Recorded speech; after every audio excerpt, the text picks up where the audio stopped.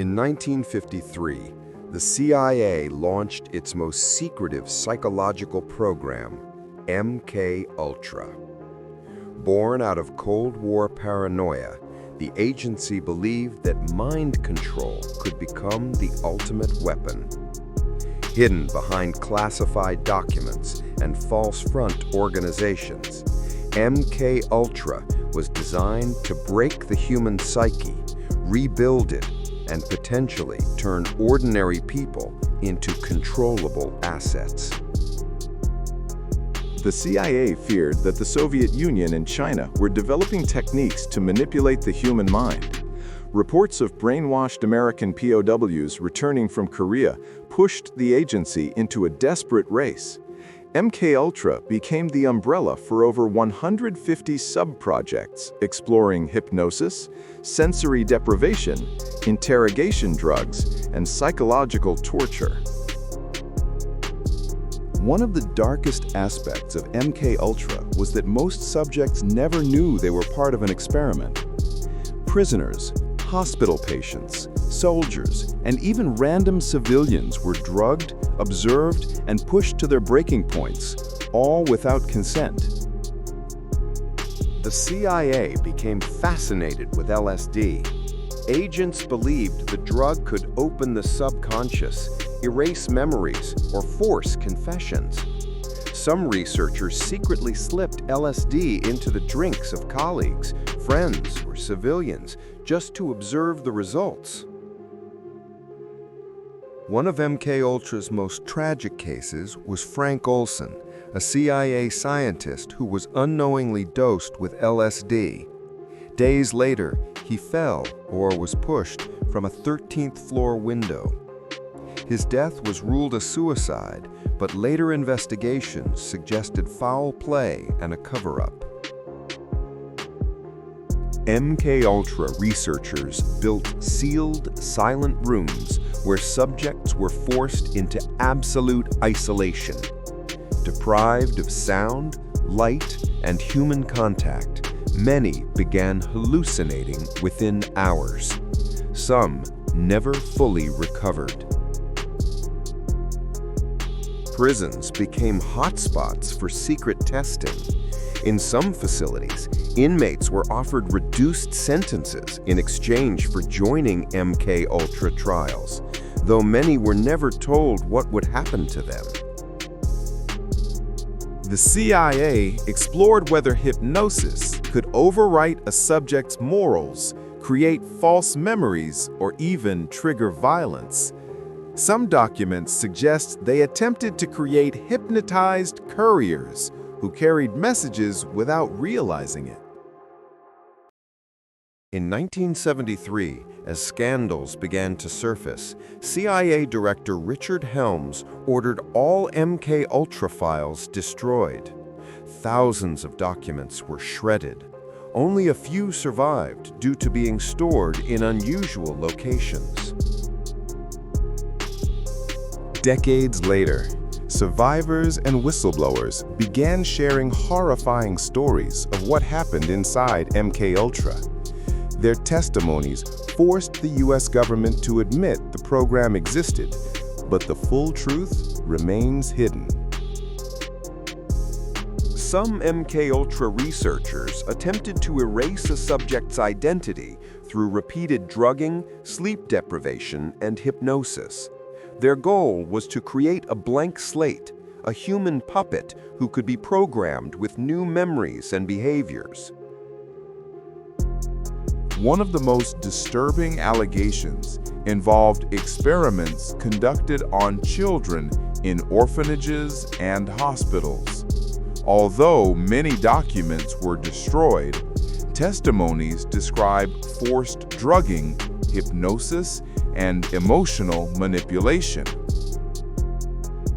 To observe real-world reactions to LSD, the CIA created safe houses where sex workers were ordered to drug clients without their knowledge. Agents watched from behind one-way mirrors as victims experienced drug-induced breakdowns. Some sub-projects tested whether repeated cycles of forced sleep and forced wakefulness could break a subject's psychological resistance. Many suffered permanent anxiety, paranoia, and memory loss. Nearly 80 universities unknowingly participated in MKUltra through front organizations. Professors thought they were studying mental illness or memory, but their work was being used for psychological warfare. In Canada, Dr. Ewan Cameron conducted brutal experiments funded by the CIA. His psychic driving technique involved looping recorded messages for days while patients were drugged and restrained. Many lost their identities entirely. The CIA hoped MKUltra would reveal the ultimate interrogation formula, a method that could break any prisoner without leaving physical marks. Sensory deprivation, disorientation, and drug-induced confusion became the preferred tools. Hundreds of soldiers were used as experimental subjects. Many believed they were participating in normal training. Instead, they were given hallucinogens, tranquilizers, and unknown compounds during drills. Some MKUltra branches aimed to create operatives who felt no fear, no remorse, and no attachment. Hypnosis, drugs, and psychological conditioning were mixed to sculpt emotionless agents capable of extreme missions. By the early 1970s, rumors and complaints began to reach Congress. The secrecy surrounding MKUltra cracked. Whistleblowers, journalists, and victims pushed the truth into the public eye, forcing the CIA to shut down the project. In 1975, the Church Committee launched an official investigation into U.S. intelligence abuses. For the first time, senators questioned CIA leaders about MKUltra. Though many files were gone, enough evidence survived to confirm the horrors. Only about 20,000 MKUltra documents survived by accident after being stored in a financial records building. These papers exposed the program's massive scale, its budget, and dozens of sub-projects that had been erased from history. Survivors of MKUltra began filing lawsuits against the U.S. government. Some received small settlements, but many were denied due to the destruction of records. For some victims, justice never came. The exposure of MKUltra forced the scientific community to reevaluate ethics in research. Universities created stricter rules demanding informed consent and transparency, changes inspired directly by the program's atrocities. By the early 1970s, rumors and complaints began to reach Congress. The secrecy surrounding MKUltra cracked. Whistleblowers, journalists, and victims pushed the truth into the public eye, forcing the CIA to shut down the project.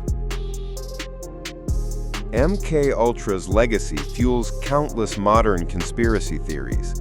From microwave weapons to implanted memories, many people believe the government continued mind control research under new names and classified budgets.